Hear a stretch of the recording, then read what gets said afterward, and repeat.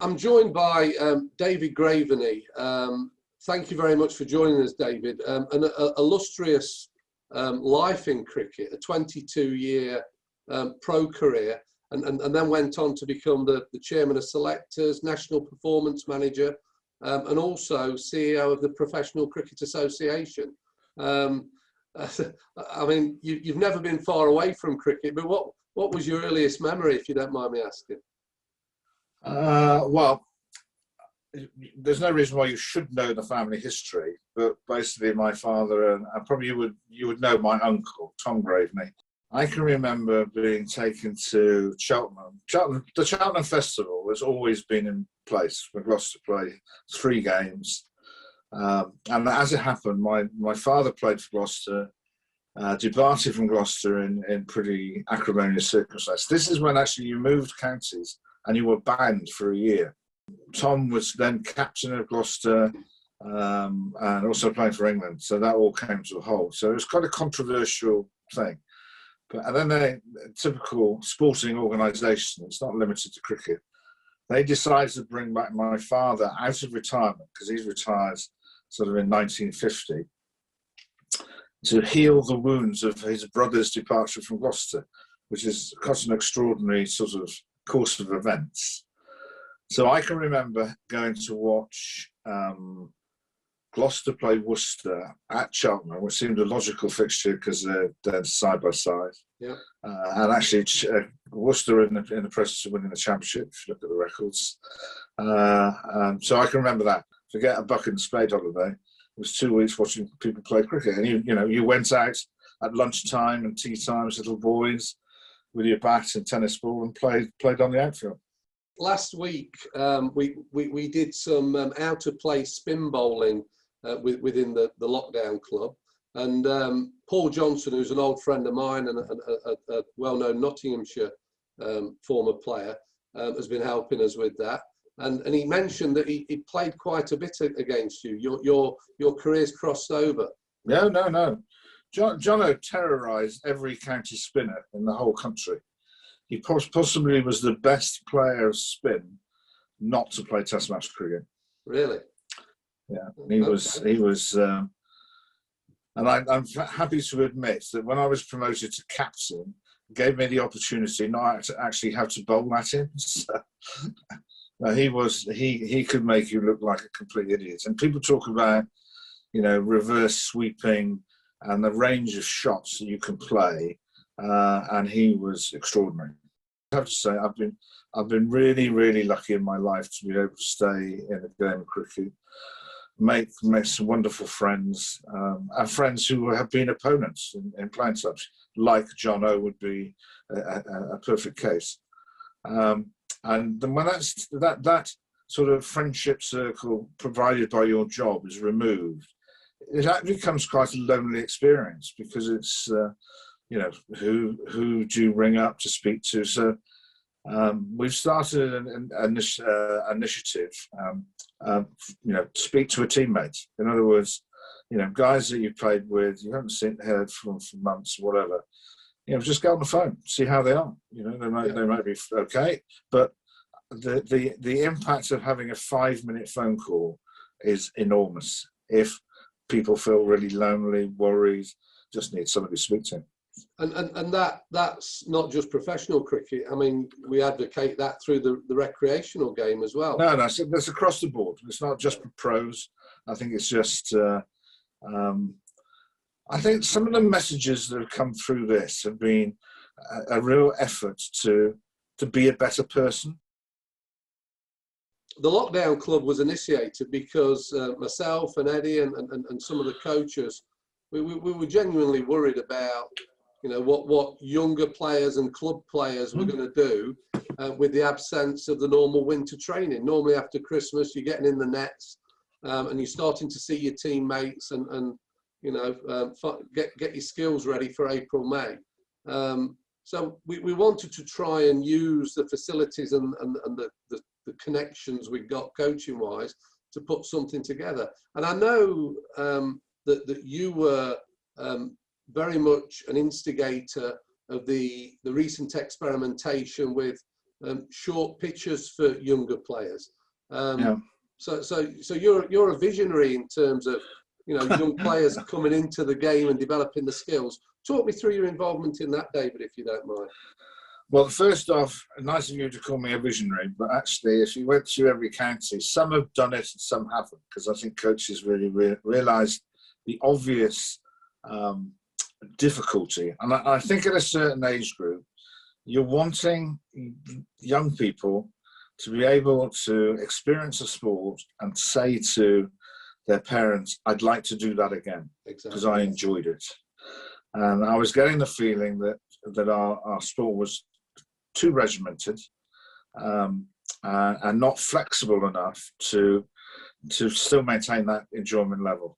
And I would have to say right at the outset, as the playing of cricket in the state system, either primary school or secondary, has fallen off, local clubs have done an extraordinary job. Absolutely. And one thing I notice as a passionate cricket player, parent and club coach, that there's a fantastic coaching community out there. I'm doing the old level 3, the advanced coaching at the moment, and there's some real passion out there. One of the things I really struggle with as a coach, and I think other coaches struggle with, is that we live in a country that's cold, dark and damp for 8 months of the year, and there aren't enough facilities to actually coach in. And that's a challenge I think we need to try and overcome. That is a part of the challenge, but I'd also say I think that we also need to be a little bit more visionary in terms of using facilities that might be used for other sports. Okay, yeah. For instance, one of the other crusades that I've tried to do, and I managed to get the RFU probably off record to admit that actually injury counts in September when schools go back is very high in terms of broken wrists, collarbones and whatever. So what I was trying to do was to open up the space of playing cricket in September, because I think that would be a really good time for people to play. Invariably, I can remember taking my kids to school in September. Suddenly the weather becomes absolutely fantastic. Yeah, we always get the Indian summer. Yeah, it is. Well, I know the weather's changing all over the place, but August itself is actually the second wettest month of the year. So it's just having a bit more flexibility about what we do.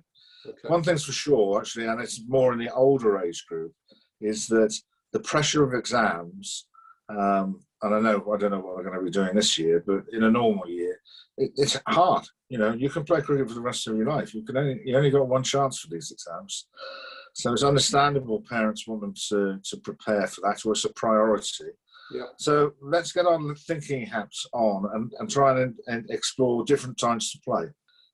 Too often we say, no, we can't do anything without actually exploring, actually we can. So I was really pleased with the positive reaction of short pitches.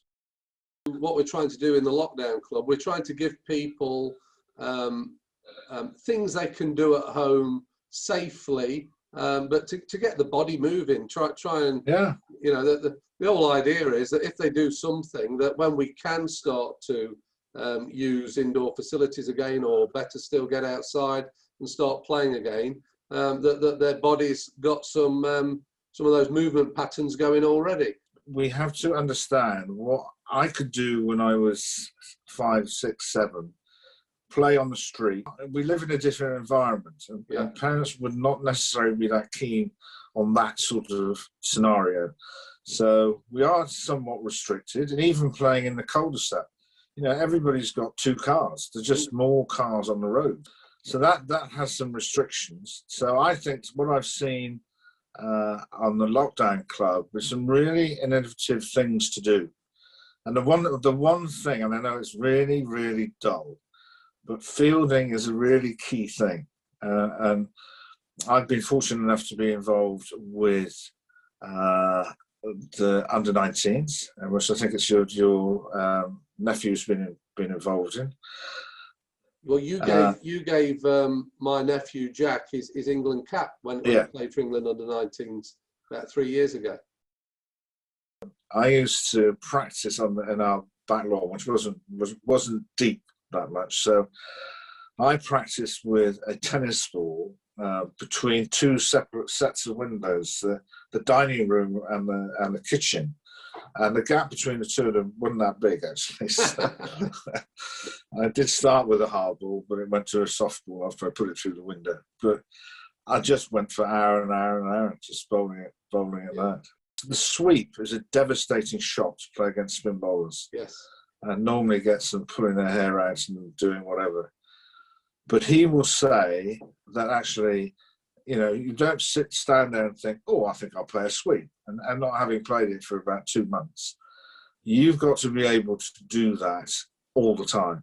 So one of the drills, and this is at the highest level, so this might not be relevant, but Duncan Fletcher, who was an England coach when I was chairman selectors, and a really, really good coach, is convinced that you should never, ever get stumped, because he thinks you could sweep every single ball. Right.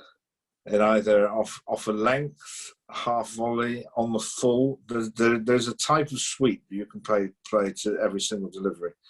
So he used to practice with Callis, Trescothic, underarm in front of them with a tennis ball, saying, right, I want you to sweep. Show me your range of shots that doesn't include a block. So you then get used to working out which is the length that you can play a conventional one, the line that you need to play a slog sweep, because it's normally taken from outside the off stump.